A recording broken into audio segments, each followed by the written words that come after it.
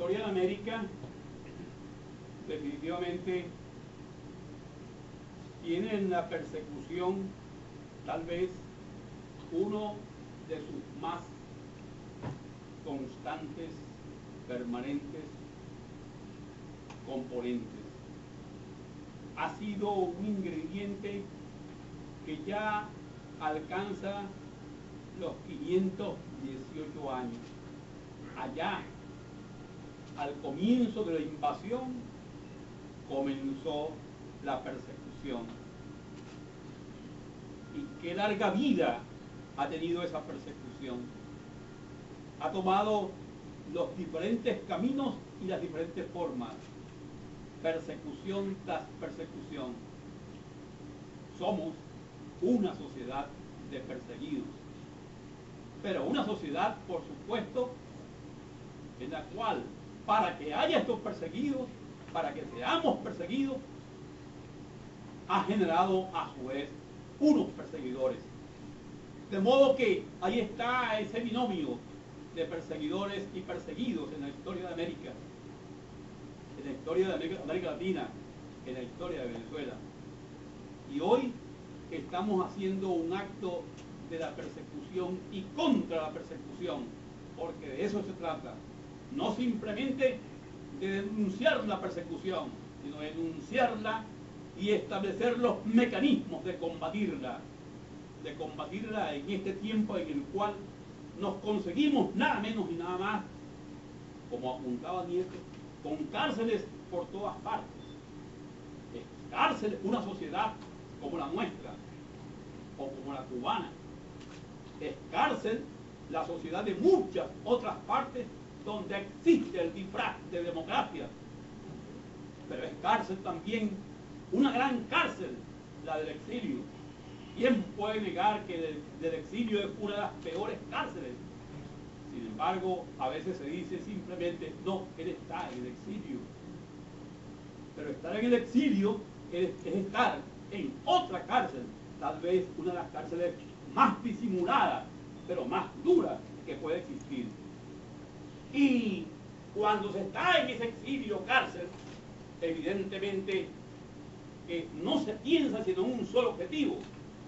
Se llama el regreso, la construcción del regreso. ¿Y cómo vamos a hacer para regresar? Y yo quiero luchar, y yo quiero aportar. Esa ha sido la historia del exilio en lo que va de 518 años de historia de América. Perdón, de la historia de la invasión, de la historia del sometimiento que lleva ese tiempo. Porque lo otro es pensar, por supuesto, en aquel tiempo en el cual no hubo persecución, porque no había perseguidores, porque no había una sociedad dividida entre los poseedores y los defensores de sus posesiones, con todo su aparato de dominación o con todo su aparato de sometimiento. En este caso se trata, señores, estos 5 siglos después, se trata de que nosotros percibamos una realidad que nos invita a una pregunta. ¿Qué hemos hecho o qué no hemos hecho para tener que soportar esta historia, estos contenidos, esta realidad dura y difícil que tenemos por delante?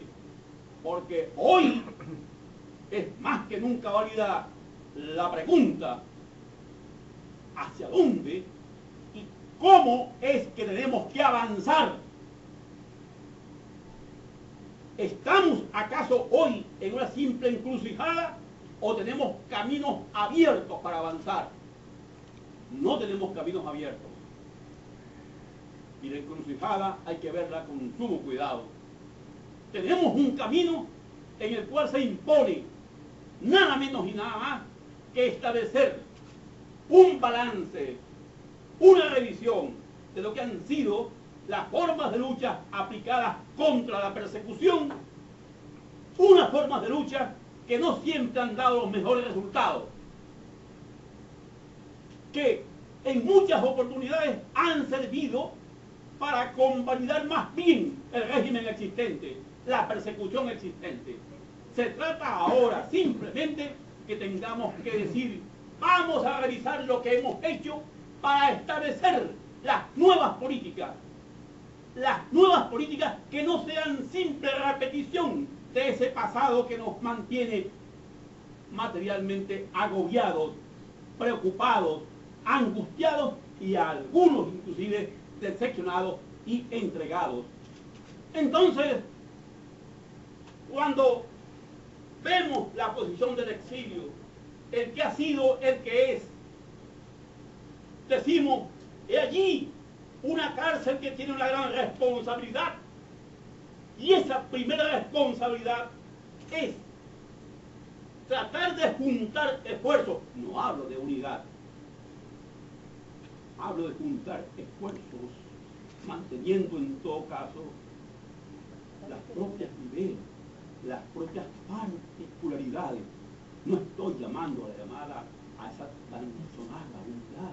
Vamos a luchar por la unidad. No, mantengan la diversidad.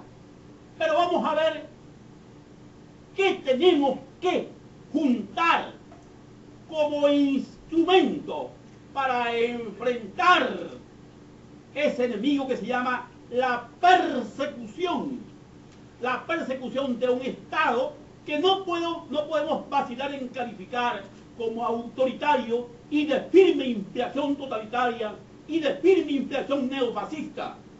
Pues bien, a ese neofascismo hay que enfrentarlo con otra política, distinta a la enfrentada, a la exhibida hasta el día de hoy.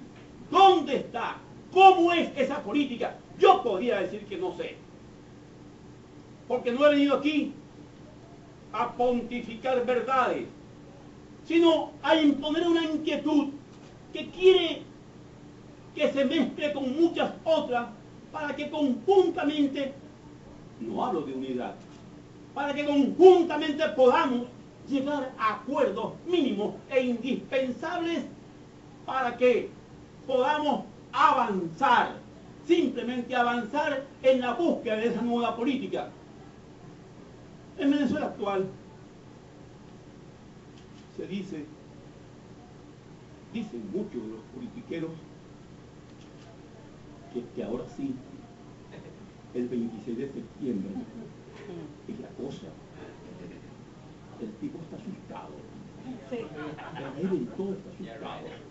Y como está asustado, lo más probable es que cuando le ganemos, dicen ellos, no yo, cuando le ganemos las 2/3 partes como mínimo, pues puede ser más.